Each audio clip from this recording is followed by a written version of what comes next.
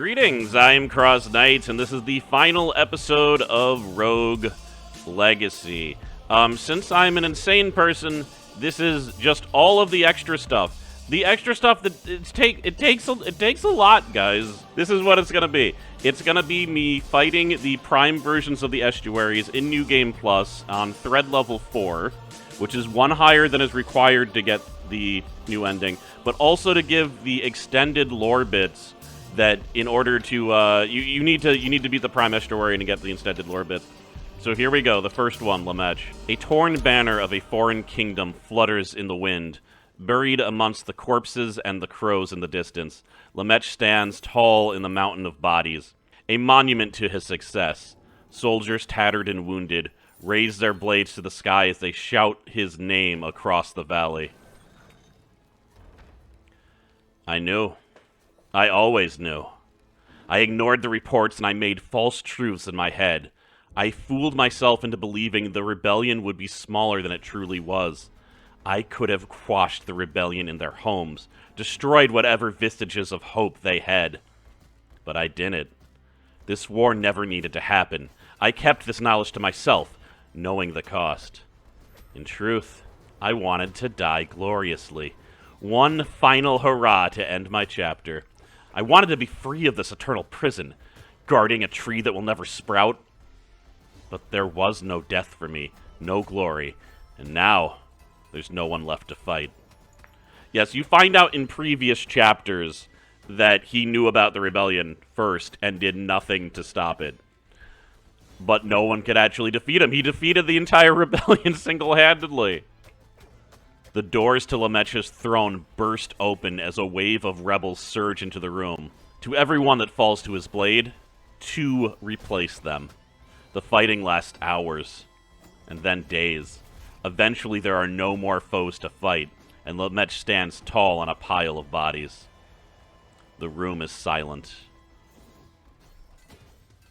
So his ended up being pretty simple, yeah. So he seems to be widely considered the best fighter of the Estuaries. He literally developed most combat strategies himself. So a lot of the techniques that you end up using were actually developed by him. And he was the first soldier to use magic and weaponry at the same time. That is why he is the first spell sword. But yeah, he was arrogant. He just wanted glory. And he let the rebellion happen. So this is, again, the entire realm fell due to a series of ridiculous betrayals and the fact that the children all turned against each other. They turned against the king. I think legitimately, it didn't seem like the king really cared. He was just using them as a proxy to get the fruit from the Tree of Life. And he just had it, man. And he just wanted to die. He didn't want to do this anymore. They've been trapped here for 1,000 years. And you got to think, that becomes torture after a certain point. So now we go to the one of the more mysterious of the Estuaries, due to the fact that he's not really in the game. I'm still a little bit confused into what happens, but let's go see. So this is Majael's memory. I just looked it up, and this guy's name is pronounced Mehuhai. I just heard it. Mehuhel. I'm just gonna call him Maya. Holy crap! I can't even say it. I just heard it. Mehuhai Jael. Oh my god. Mehuyael. Mehuyael. Oh my god. All right. Slowly lifted into position by massive cranes and pulleys, the Armada's flagship vessel, the Preserver of Life, floats precariously above the black pit. Atop the quarterdeck, Estuary Mehuyael looks proudly upon his crew as they prepare the ship for its descent into the Stygian waters. I also found out Stygian is a word that means of the river Styx. All of this water is on the river Styx, which makes sense because they have Charon here. He's the person who takes souls across the river Styx to the afterlife. So there's a lot of mythology going on. Also, all the estuaries are named after biblical figures as well. Above the masts, white stone chains groan as they slowly begin to lower the ship. The noise is deafening, and the reverberations threaten to tear the ship in half. But Maya's crew remains stoic. He promised the ship would hold, and his words are their trust. I can't say his name, I'm sorry. In the dark, the once pristine decks of the Preserver of Life are awash in the black and blood of monstrous void beasts. Their numbers seem endless as more and more of them emerge from the Stygian waters, visible only through a flash of cannon fire. A giant tentacle from a Stygian kraken crashes down onto the wooden decks, sending Maya and his crew flying through the air. For a moment, he is weightless. Then he feels the icy sting of the Stygian waters. Deadly to the touch, the Stygian waters threaten to drag him under as every drop pulls on his soul. In the distance, his first mate barks orders at his men. The ropes are hurled into the water in an effort to save those flung overboard. Struggling against the waves and flotsam, Maya grasps one of the ropes, then looks back at his flailing men. He knows the ropes won't help.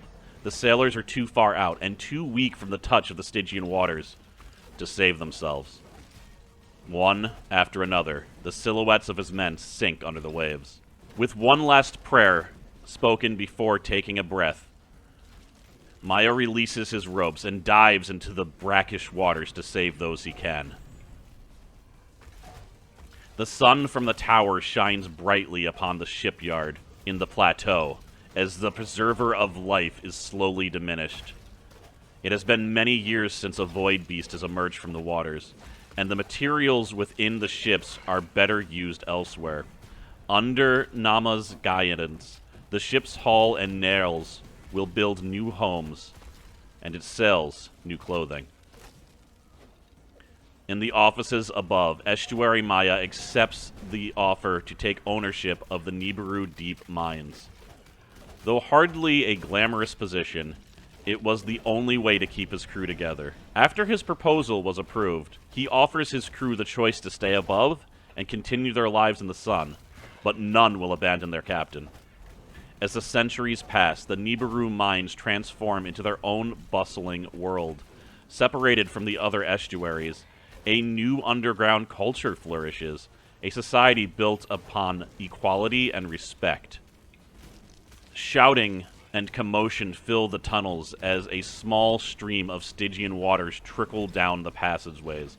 Maya barely has time to think before the trickle becomes a torrent. He quickly guides his people towards the Atlantis Spire, a massive ventilation shaft that travels to the top of the mine. The other exits are flooded.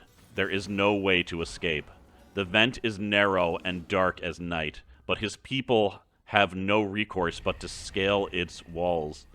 Those that lose their strength fall into the rising waters. Maya carries as many exhausted men as he can on his back, but not everyone can be saved. After climbing for an eternity, he finally breaches the surface. Half a dozen people clinging to his back, and he barely manages to pull himself up before giving in to exhaustion. The storm rages on the surface, obscuring his vision. The wind breaks just long enough to see that Nibiru Deep is no more. The water has risen to such a level that the land surrounding the mine is now completely flooded. Only the very tip of the Atlantis vent is now visible.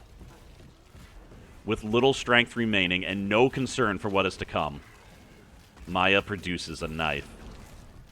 Take from me a piece of my flesh. Become my child and survive this night. The memory is split and largely incoherent. 1,000 different images and emotions assault your mind. You see people swimming across the Stygian waters towards the glowing light of the sun tower. You see the relief in their eyes for having made the journey, but felt an undercurrent of fear. Becoming an estuary of an estuary is sacrilege, and there will be repercussions. An unspoken pact of silence is the common thread uniting 100 different voices, spread across 100 different lives. The memories are a jumble as their hosts wander aimlessly, but eventually they all coalesce upon the Axis.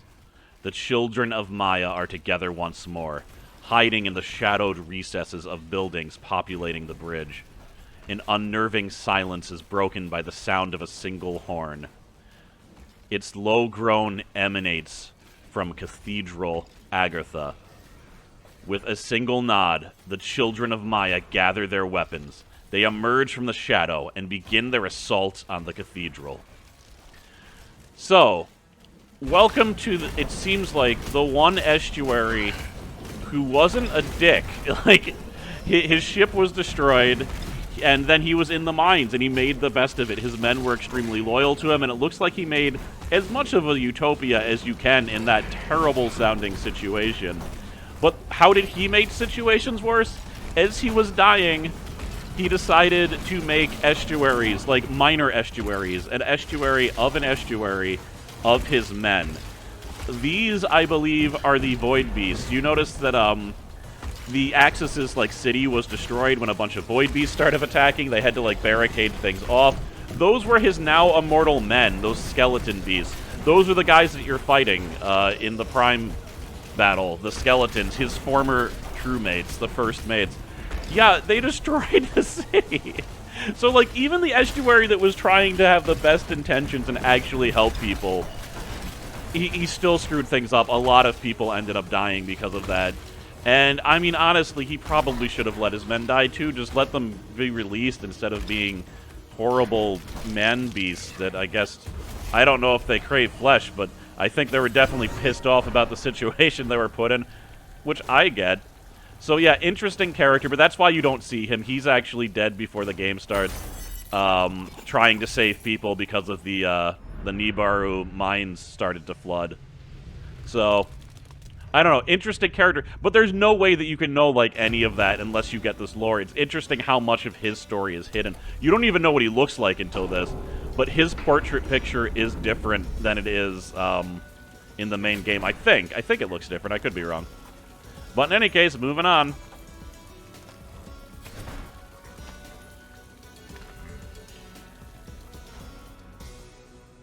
So now, Estuary Nama. Autumn leaves dance in the sky as young Nama opens her eyes. She wipes the metallic taste of blood from her mouth. The ambush had gone terribly wrong. She glances about and finds her older sister, Miriam, lying unconscious, her legs clearly broken. As she reaches out to her ailing sibling, she suddenly feels cold metal clamp down on her throat. She gasps as the gauntlet of Estuary Lamech effortlessly lifts her off the ground to face him. With a desperate cry, Nama swings her sickle, only to feel it shatter against his chest plate. The farmer's blade useless against the unyielding royal armor. Even as she struggles to breathe, she thinks about how he has ransacked their farm, destroyed their home, and ruined their lives. She and her sister spent their days seeking vengeance, but their hatred meant nothing to him. She stares deep into his eyes, but only sees apathy. A ghostly blue sword materializes in his free hand, and she braces herself for the end. Lamech, stop! A voice rings out from behind her, and the grip on her neck suddenly releases. Devoid of strength, she crumbles backwards into the dirt. She feels the sting of a rock strike the back of her head. Then emptiness envelops her. Nema finds herself with a throbbing headache and finds herself lying in a cot outside a giant makeshift tent. Around her lies a dozen wounded soldiers, tended by a handful of doctors and nurses. She turns to see Mariam sleeping on the cot next to her, her leg wrapped in a makeshift splint. The throbbing of her head subsides. You're finally awake. I see they've taken good care of you and your sister. The voice was the same one she heard earlier. It comes from a man in a gold-laced cloak, emblazoned with a white and black tree, the sigil of the invading army. He grabs an empty chair and neatly places it by her side before settling down. My name is Enoch, and I was hoping you could tell me about this. He pauses and fishes out an apple from his pocket, an apple she had grown. Nothing grows where armies have fought. The corpses stain the soil, and the metals poison the water. To grow food of that kind on this land takes talent. To grow the amount that you have takes a miracle. His compliment sparks a sense of satisfaction she can't repress, and she hates herself for it. He waves a hand gesturing towards the other soldiers in the ward. This war may claim the lives of thousands of soldiers, but starvation will claim the lives of millions of innocents. I understand your distaste for politics, but the reality is people starve. Kings don't. So, will you help us help the people? He hesitates before tossing the apple back to her. He smiles when she catches it. Nama stands up to stretch and looks over her reclaimed land with pride. The topsoil, once scorched and poisoned from countless battles, is now verdant green. Over the years, people began calling her Nama of the Harvest, she who brings feast from famine. She and her growing retinue have worked ceaselessly, following the wake of the king's armies. They retilled the land, buried the dead, and cared for survivors on both sides of the battlefield. Wherever she went, the fighting stopped. The king's armies conquered lands, but it was Nama's armies that united them. Trumpets blare and streamers color the sky as a procession of bards and jugglers parade through the streets. At the center of all this revelry is a giant raised palanquin wrought with vines and flowers, carried by 7 men and 7 women. It gives every onlooker a clear view of Estuary Nama sitting upon the dais. Tonight's ceremony would be forever celebrated as a historically momentous event. The king has appointed the first female estuary into his fold. They are scarcely halfway through the procession, but the palanquin is already covered in lilies of the valley, thrown by the adoring crowds. She remembers placing these flowers on the graves of the fallen, but now they have become her symbol, and she is determined to honor it. Nama pushes aside her veil and waves to the crowds, then feels an empty ache in her heart, for she knows Mariam would not be among them. By swearing fealty to the king and becoming an estuary, Nama has cemented her identity as a traitor in her sister's eyes. Mariam wished for a free world. Nama simply wished for a better one. She wonders if they will ever speak to each other again. At home under the canopy of the Kargaling forests, Estuary Nama pores over weekly cultivation reports sent to her by the Stygian study scholars. She can feel the land and trusts it, but the scholars do not leave anything up to intuition. Every foot of land is tirelessly graded and monitored by Estuary Enoch to ensure the forests flourish. Yet beneath the pages of measurements and predictions, she finds markings that are out of place. A small smiley face encircled by hearts. Intuition tells her this bit of silliness is meant for her eyes alone, and a smile graces her lips. The baby kicks, and she reflexively puts her hand on her stomach. She glances around nervously, but thankfully she is alone. Extending the bloodline is an obligation every estuary has to their king. Many children, many souls. But of all those children, only the father has been an estuary. Her child, however, would be a product of 2 estuaries, and she knows what the consequences would be if it were discovered. Please take care of her. Nama reads the notes one last time before sealing it inside an envelope and placing it beside her baby. The envelope is plain. Only a simple drawing of a heart with 2M written inside to adorn it. The only thing. It isn't much, but is all she could muster. She kisses her child one last time, then places the crib of knotted branches down in front of the farmhouse. From the distance, Nama watches as the door opens, and her sister Miriam answers the cries of a mewling baby. That is it. So, God, there's one thing that, like, I don't even know if I can mention, because the only way you would know about it is reading an obscure piece of dialogue from one of the characters on the docks that most people probably won't even see. But, yeah,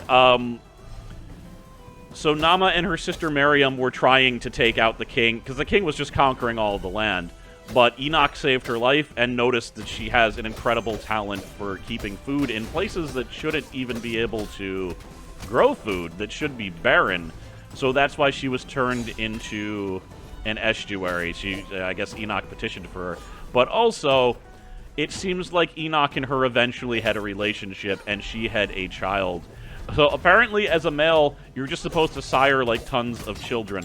They mention these children. They are known as Citadel-born. That is a child from the estuaries, a second-generation estuary. Not the way that Maya did it, though. Not giving his literal blood. I'm assuming through the old-fashioned means.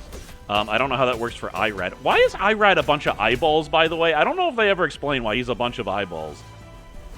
That doesn't make sense. All of the other estuaries are at least vaguely human, but he's a bunch of eyeballs. All right, but anyway. So yeah, but she and I think Enoch were having a child, and she sent that child to be raised by M, who is Miriam. Note, this means that a Citadel-born child was born outside of the protection of the estuary. That is the main takeaway. Just remember that. Okay. Now, I gotta be honest, it's been a while since I read the other bits of Nama's, like, letter, her what she did. But I know that I think she did something to, like, poison the Stygian waters and possibly cause that flood that took out Maya. She also ended up essentially killing all of her citizens because they were going to starve to death. And she thought that was better than them dying slowly. So I don't remember. If she is the one that caused the Nibiru flood, then that's what she did to contribute to the everything going insane. Indirectly, though, also having a secret child did something to that, too. But yeah, it was just every single time they rebelled against the king, you know, it started to snowball. But really, her and Maya do seem like... They really seem like they cared. They were trying. It's really Lamech, Irad, and Tabal that really seemed more evil. But yeah, ooh. And then, of course, she ended up betraying her people by working for the king. But honestly, I get it from a pragmatic standpoint. She did save probably generations of people from starving. You got to remember, these stories take place over hundreds of years, at least 1,000 in total before the rebellion starts. So she saved countless lives by doing what she did. But now on to Enoch, the estuary of knowledge. Enoch crumples the despicable letter in his hand. He was being reprimanded for not spreading his seed? Absolutely preposterous. He saw the letter for the charade it was. A formalized attempt to perpetuate a thoroughly detestable and toxic tradition. And he, for one, refused to acknowledge its legitimacy. He understood that one of the estuary's primary duties was to keep the legacy growing. But the kingdom of Genesis had grown such that its population now rivaled that of the surface. This tradition now only served to satisfy an estuary's carnal appetite and their desire to subjugate. He had made clear his disdain for this practice numerous times already, but his reservations fell on deaf ears. Let the others carry on with their traditions. One true partner was more than enough for him. That pretty much absolutely confirms that he is the father of Nama's child. Enoch's makeshift observatory hangs precariously off the eastern ramparts of the Stygian studies. He instructs his assistant, High Scholar Murmur, to open the windows while he carefully adjusts the lens of his scope, taking in the breadth of the kingdom of Genesis. The lens slowly pans across the spires of Citadel Agartha, beyond the burning bridges of the Axis, and the lands of the gatehouse leading to the plateau. Within the gatehouse lies a giant void beast, and at its entrance stands Estuary Lamech. After the rebellion, Lamech had locked himself into the chambers and refused visitors. It was many months before Lamech could coax him outside, and many more before he could convince the legendary spell sword to confront the void beast. But as he watches his brother stand before the giant doors, Enoch knows these efforts are for naught.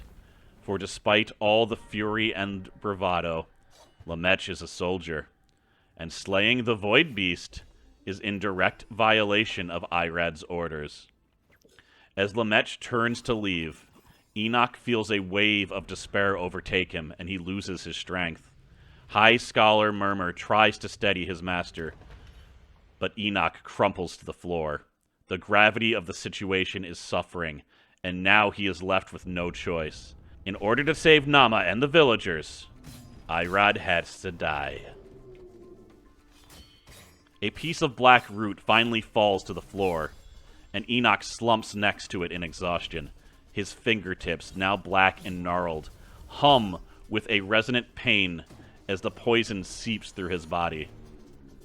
Despair settles over him as his mind goes over his recent failures.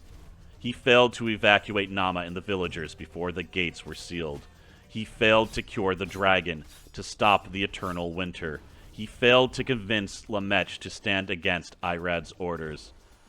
All he succeeded in doing was poisoning himself and High Scholar Murmur. But it was all due to the malignant growth weaving its way through the kingdom. Despair gives way to anger. As Enoch grabs his knife off the floor, he hacks away mercilessly at the black root, and with each strike, his anger grows. His attacks become more and more vicarious until all that is left is an impossible knotted core. He stabs it until the tip of his blade breaks. With his anger redoubled, Enoch grabs at a knot with his gnarled hand, wishing to tear it out in frustration. But as his fingers make contact, he is shocked as they make no purchase. They instead slide effortlessly within. In an instant, he feels his whole body drift away, and a white light explodes in his head. Enoch finds himself floating in space, free from the confines of his body. He does not know how he knows this, but he is now part of the black root, and can sense all it can sense.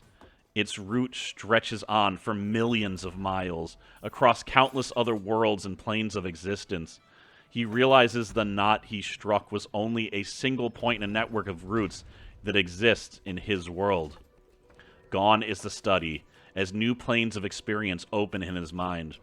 In one world, it seems the dead roam freely across the land, and flying metal cubes swarm the night sky. In another, a battle rages on the foot of a massive armored tortoise as explosive weaponry fires out from its metallic shell. Enoch tries to reach out his mind and grasp any artifacts he finds, if only to convince himself it is real. He reaches for a strangely shaped drill here, a black metal hammer there. Everything he touches vanishes from sight. Somehow he knows they are being pulled into his world, like a faded memory forced back into clarity through sheer recollection. And despite the sensory overload, he can still sense the black root pulling on him. It is a pull that absorbs the souls of the dead and the dying, and brings them back to the glowing white tree at the center of it all.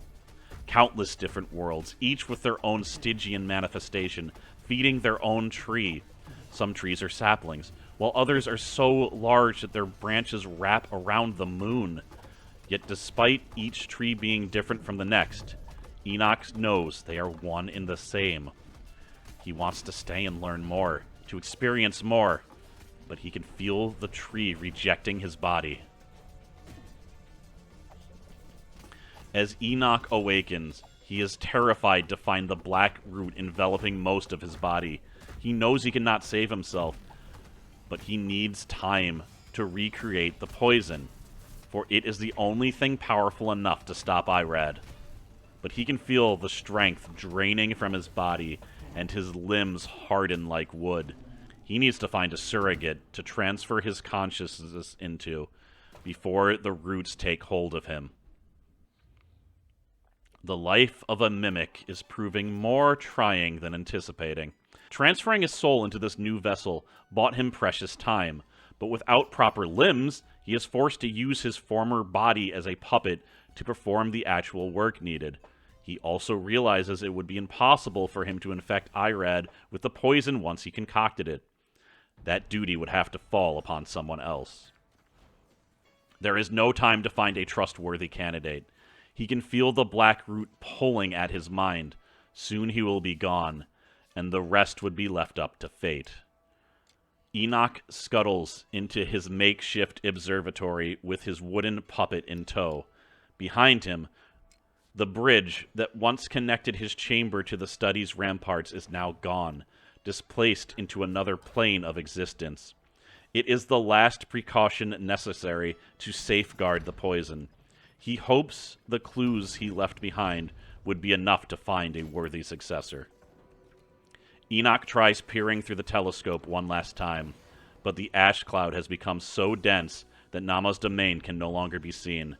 With a heavy heart, he summons his wooden body to his work desk and wills it to put pen to paper. Come to read my memories, have you? Don't be shy. I knew this day would come. So, yes, if you remember, the weak point that you can get to make Enoch weaker is his memory, and that is how it starts. He purposely made poison to kill Irad, who was blocking off the city and caused Nama and all of her people to die. I mean, Nama didn't die because she's immortal, but everyone else was dying and she was trapped there. However, the poison is gone. It was taken by someone else. Now, who was it taken by? It was taken by Jonah, because he uses it to poison the fruit of life that you then give to Cain in order to beat him. So in the end, the poison was used, just not the way that Enoch wanted it to be used. Now, how did Enoch betray the king's thing? I mean, he was trying to kill one of the Estuaries. That's really what it was. Jonah himself, even says his head was always in the clouds. Like, he might have been able to fix something if he wasn't so focused on research, if he was actually focused on solutions other than, I guess, trying to just find knowledge and get the tree to grow. He might have been able to do something. At least that's what Jonah thinks. But I don't know. He seems by far not one of the strongest Estuaries. So I don't know if he could have physically taken out. He knew that he couldn't take out Irad or Lamech or even the Void Beast by himself. So I think physically he was a lot weaker than most of them. But yeah, I mean, I guess he was also he was against rape, so that's cool, because that's basically what that's what the first message was about. And I guess he had a love child with Nama. So yeah, there's a lot there. And that does confirm he was, in fact, the chest. That chest that you fight is him. He got rid of his body because he knew he was dying, so he transferred it into a mimic, and then used his former body to actually perform work. Also, Murmur, you fight him. Murmur is that void beast that keeps on shooting projectiles at you that you need to defeat in order to open Enoch's door. So, Murmur was also infected with poison. You know that there's a scar where he's freaking out about that, and he doesn't want to be turned into a mimic. Instead, he got turned into some crazy void beast, but I don't know, maybe that's better. Who knows? At least you finally get to release him, because I'm sure he wasn't having a good time. The Black Root, also interesting. The Black Root seems to be some kind of, I guess, nexus point between dimensions. I feel like that entire thing may have been, references to, some of the creators' other games or something. I'm not really sure of that, however, but those examples of the other worlds were so specific. It seems like something's going on there, right? I don't know for sure. Also, was Nama responsible for the Black Root growing? God, I don't remember. I don't know why the Black Root was freaking out. But that was also a big part in destroying the kingdom, because it killed Enoch. He probably would have been able to kill Irad himself if he didn't have to turn into a mimic. But yeah, that's that. Betrayed them by literally trying to kill one of the Estuaries. And also, I guess, having a child with Nama, which, you know, again, will have consequences. We'll get to that. Alright, off to the Guardian of the Sun Tower, the only reason that this underground place had daytime. Estuary Irad. Atop a grassy knoll, Estuary Irad peers down upon his army's encampment below. In the clear moonlight, a massive silhouette of Dragon Ladon towers over the makeshift tents. Hundreds of thick iron chains anchor it to the ground and scrape against its scales as it sleeps. Reverberations from each of its breaths can be felt throughout the encampment. The beast's capture was the final task before he could descend into the Stygian with his brothers and sisters. Soon they would begin fostering the Tree of Life, a plan decades in the making. But for Irad, today's victory was a name alone. 20,000 Dragon Lancers flew under his banner today. Less than half returned. Ladon proved to be a far greater adversary than anticipated, and the cost of life was devastating. In the waning firelight of his chambers, Estuary Irad reaches into a hidden recess in his oak box desk and withdraws 2 small chests. The chests, each no larger than a perfume box, are both innately engraved with a white tree and a golden sun. Identical in every metric, down even to their seeming imperfections. Irad pulls up a chair and gestures to his valet, Messenger Jabul, to sit down. These chests are the Black Seed Twins, an experiment by the old scholars. They are built from the same material that crafted Hestia's Relinqui. That's the item that the main character of the game uses, by the way. Irad opens the box, revealing identical red velvet interiors. He takes a pen off his table and carefully places it in one of the boxes. When the night hits its zenith, Irad pauses to the sound of bells rhythmically chiming in the distance. What is in one box is revealed in the other. As he withdraws the pen from one box, a look of astonishment crosses Jabul's face. With these devices, I can maintain communication with our king. Irad hands one of the Black Seed boxes to Jabul. Keep the box safe and keep it a secret. We are at peace now. War will come again. But if the king knows I can be reached, that eventuality will be vastly expedited. Our people deserve a respite. Only when war becomes inevitable shall you give this to the king. Until then, I will be waiting. Jabul nods as he cradles the box to his chest, as if a newborn babe. For 500 years, the Black Seed box remained empty, and for 500 years there was peace. In that time, Irad turned the barren wilderness of the Stygian into a thriving kingdom worthy of the highest praise. But this tranquility was interrupted the night he received his first message from the box. Soon, the Black Seed box surged with plans, schematics, and requests for his expertise. And for years, Irad dutifully maintained a secret military correspondence. He provided tactics and strategies remotely, satisfied with the knowledge that each victory on the surface would expand his already illustrious record. As Irad pored over the latest plan, a smudged marking in the corner of the document catches his eyes. A signature, hastily scribbled out but still legible, reading, Estuary Jabul, the Supreme Strategist. Irad could feel dark rage filling his body. Estuary Jabul, this so-called Supreme Strategist, had betrayed him. One missed signature, one unscribbled lie was all it took for Jabul's treachery to be revealed. The Black Seed box had never reached the king's hand. Instead, his messenger had been stealing his notes and taking credit for his victories. Once Irad confronted Jabul, he expected to be served hastily built lies and supplication. But instead, Jabul insolently presented Irad with an ultimatum. In war, there is only victory and death. These are your own words, Irad. The next great conflict is upon us. You will continue to serve your king from the shadows, or you can choose to abandon his men and let them burn in the fires of battle, knowing you could have prevented it. This is no bluff. They will be the ones to suffer should you betray our king. The color drains from his face, for he knows his fate has been sealed. There is no future for him. Even if he leads the surface armies to victory, the king will never know.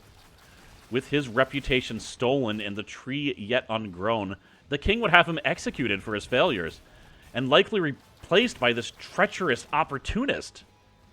From atop his spire, Irad looks down upon his precious kingdom that he had built. This is more than just a land of peace and stability. It is an army, 200,000 men strong and growing. Jabul wanted to take everything from him and push him to ruin, but Irad would not be subjugated. He would destroy everyone who tried. Let the world above burn in the fires of war. Irad crushes the Black Seed box into splinters. A new one will be ready to take its place. Estuary Irad smiles as he pores over the reports once more. Over the past decade, the population of the Kingdom of Genesis has exploded, and the size of the army has more than tripled. Cathedral Argatha, which was once a well-fortified city, was now a towering fortress, a monument to his will. Irad was almost ready for war. His prior correspondence with the surface had provided him with invaluable information about the king's army, its production, capabilities, spread, growth, and even petty rivalries between generals. Not only was he strategically prepared to mount an assault, he was confident the king's army would slowly fall apart without his expertise. Estuary Irad frowned over another report. He had taken an aggressive stance on conscription, and the morale of the populace was suffering, but he knew it would soon pay off. Short-term discontent was a worthwhile trade for certain victory. Just a few more years, and the true battle would begin. Flames of chaos flicker in Irad's eyes as he views the destruction from his tower. As the rebels continue their assault on Cathedral Agatha, he finds it difficult to follow their movements. Ever since the rebellion erupted, his sleep has been stolen by the voices pounding within his skull. My kingdom is burning. My army is dying. I just needed more time. How did it all fall apart? At the very start of the siege, the rebels had gained an advantage by sealing the entrance to the tower, trapping Irad and his men inside. These were not the tactics of simple farmers. The attacks were well planned and expertly executed. I caused this. Increased recruitment over the years, minimal supervision, too little oversight, not enough loyalty built up among the soldiers. Once the path was cleared, Estuary Irad directed his Dragon Lancers to strike at key rebel camps with surgical precision, but with every rebel slain, 2 more appeared.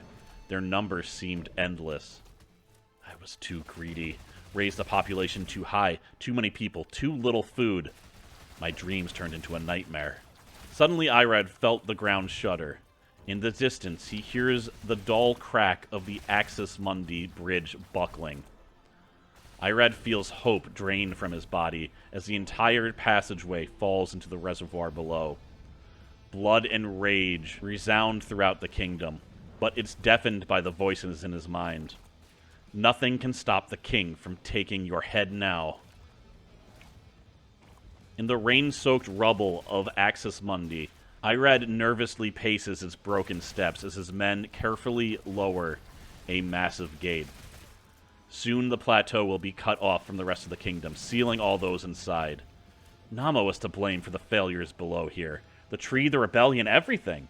If Irad could convince the king of this, perhaps he could be spared. She is the estuary of the harvest. yet the tree won't grow. The people love her, yet the rebels rose under her watchful eye. Why should I be punished for her negligence? But you are their leader, not her. Throughout the conflict with the rebels, Estuary Nama tended the wounded on both sides. In her eyes, it was an act of mercy. But to Irad, and more importantly the king, it was an act of treason. The timing is perfect. The Void Beast's arrival coincides with Nama's actions. I can blame it all on her treachery. You betrayed your people above. Now you betray your own people below. Who will be left to shoulder your failures? Irad's mind grain had become relentless. Every thought was now difficult, making waking movement a terrible pain. He couldn't recall when he last slept, but no matter. For this turn in events may be enough to exonerate him. No place for weakness in war, only victory and death. That is what I taught my soldiers. That is what you taught Jabul. As Irad lays to rest, he knows his attempt is futile as the voices in his head continue to scream. So yeah, the entire reason that Nama was cut off is because of his betrayal. He was trying to place blame on her, and she was also just like, why are all the Estuaries blaming me for what's happening? I didn't cause any of this, but it was because he was in their ear. He was betrayed by his valet, his assistant, who becomes an estuary on the surface. This also has another effect. I believe that Tabal, who is going to be the next estuary, finds out that the king made estuaries on the surface, and he loses his mind because of that. He's like, the king doesn't even care about this. Jabul was one of those estuaries that he finds it out about. Now, I believe eventually Jabul gets killed, probably because of Irad's actions against him, but that also leads Tabal to realize that in order for the Tree of Life to actually have fruit, the estuaries need to die. Their continued living, the absorption of souls by the king and them, are what's making the tree not give fruit in the first place. They've interrupted the cycle of reincarnation. I know I'm missing some parts of the story. I'm actually going to go back and read all of the other lore so I can figure... I know I can piece it together, and I want to piece everything together before the video's over. I think I can do it, but we'll see. Well, I looked back at the past information, and I'm not really seeing too much that would shed any light on what's happening about certain things about the Black Root and anything. I don't know why it went out of control, so I don't know. There's some mysteries in the game I guess I'm just not going to figure out. But here we go. This is the final normal estuary. In a dimly lit cave, Estuary Tabal sits at his workbench, tightening the last leather strap on the mechanical gauntlet. Satisfied with his work, he rises and crosses the room. Against the far wall, stacked from floor to ceiling, lies identical urns of a purplish hue. Tabal picks one at random and slowly removes the lid, revealing a white mist inside. He utters a low incantation, and the black mist escapes from his lips. The mist flows into the urn, mixing with the vapors within. He quickly reseals the urn, then begins to rock it in his arms, cradling it as if a newborn. The urn's purple hue slowly fades away like a sick pallor, first turning gray, then white, and finally becoming black as pitch. Content with this mixture, Tabul turns back to his workbench and carefully slides the urn into the gauntlet-fitted hollow. The urn suddenly crackles, and wisps of black smoke begin to seep out. Black tendrils weave themselves into the gauntlet's internal clockwork. Mechanical fingers bend and flex as the tendrils make themselves at home in their new host. Tabul smiles to himself and closes his eyes. He takes a long, slow breath. When he opens his eyes, he sees his own massive body slumped on the bench in front of him. He can feel the coldness of the steel, sense every scratch on its surface. Each gear whirs with motion as he stretches his metal fingers wide. I guess he transferred his soul into the body that we fight. So he discarded his original body. Wow. Estuary Tabal turns the bottle of wine in his hand as he sits atop the parapets of Cathedral Agatha, then decides against it. Celebration would have to wait. Tonight he needs all his faculties unburdened. He watches the sun tower slowly fade to black as the artificial sun settles into its night cycle. Closing his eyes, Tabal slows his breathing, and his body relaxes. Below him, the surface of the reservoir begins to bubble as hundreds of gauntleted automations slowly emerge from the water. As they rise up and soar past the cathedral spires, past the darkened sun tower and the glowing field of floating jellyfish, and up through the massive tunnel that leads through the ceiling of their subterranean kingdom. The machines emerge into the surface and move silently across the true night sky for hours before coming upon a small encampment. From the shadows, he watches as Estuary Jabal raises his glass and cheers his fellow men on the success of another hunt. They are far too drunk and tired to notice the stars disappearing as an army of hovering automations blanket the night sky above. In an instant, the night lights up with the binding gleam of 100 floating blades unsheathing in concert. Tabal watches in amusement as Estuary Enoch rushes to the garden gates. Every morning, Enoch would spend hours around the Tree of Life, excitedly jotting down notes and charting every possible measurement. In a single year, the tree had grown more than it had in the past 1,000. This excitement was more than justified. But Enoch's fervor would amount to nothing, for Tabal alone knew the one thing that mattered, and Estuary had died. He knew what he had to do to become king.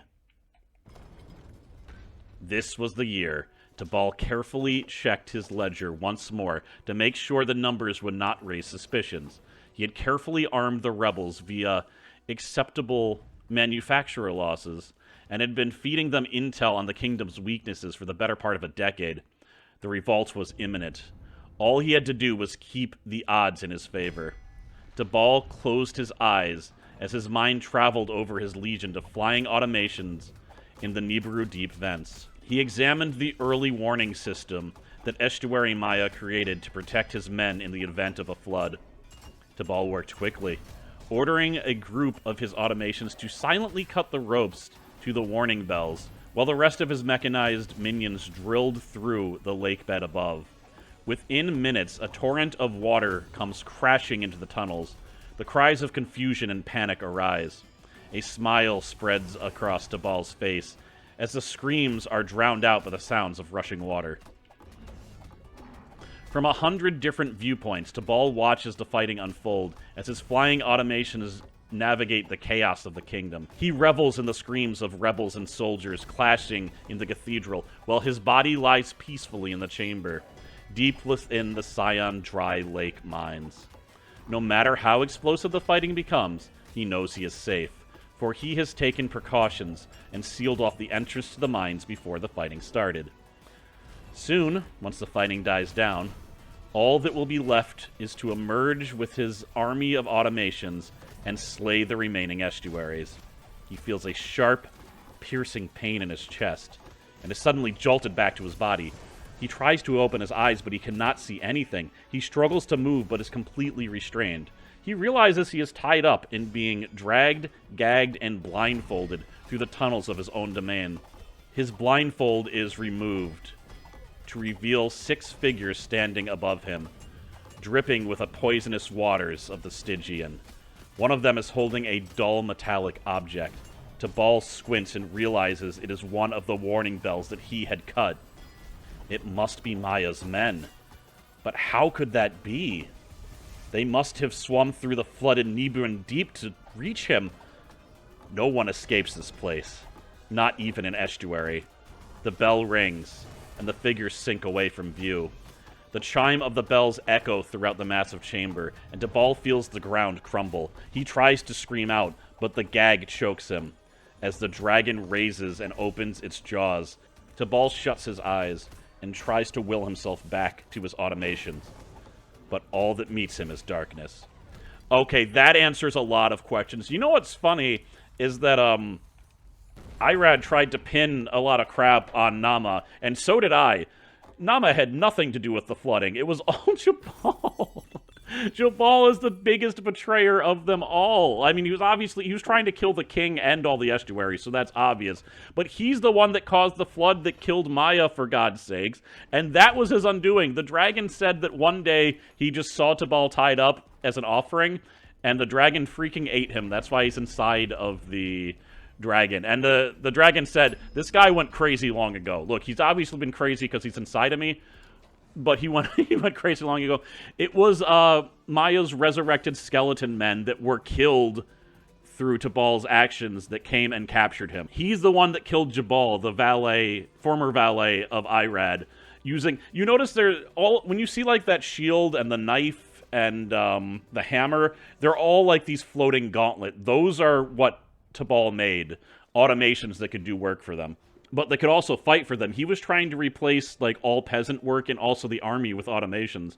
Which, I don't know, maybe they should have taken him up on it. Everything probably would have gone... Well, except when Jabal probably still would have betrayed them once they found out what was happening with the king on the surface.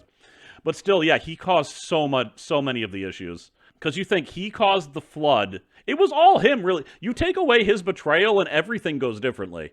Because he caused the flood that kills Maya, that made the Void Beast, that caused them to have to close the bridge, that made Nama's people starve to death, that made Enoch have to think about how to kill Irad. It was really all him. He was the linchpin in causing the entire kingdom to crumble and go into chaos. It's kind of crazy when you think about it like that. But yeah, he got what was his. He had to go inside and spend the rest of his days trapped inside the dragon. The dragon, which, by the way, started to become sick and started spewing ash clouds everywhere that caused an eternal winter. Yeah, it was all him. It was all freaking him. Biggest villain besides the king, really. That is it. That is all of the lore, except for the lore in the garden. The lore of Jonah. So originally I fought Jonah and the king, but I think you can see why I can't do that. This ended up taking way longer than I thought to read all of that. So next episode, we will fight Prime Jonah, and we will fight Prime Cain. So this might have been the most complicated video that I've ever done in all 12 years of me doing this channel, but I don't know, I think it might be worth it. In any case, thank you very much for watching. Thank you, as always, to my patrons, and next time will be the true ending to Rogue Legacy 2. See you there. Later.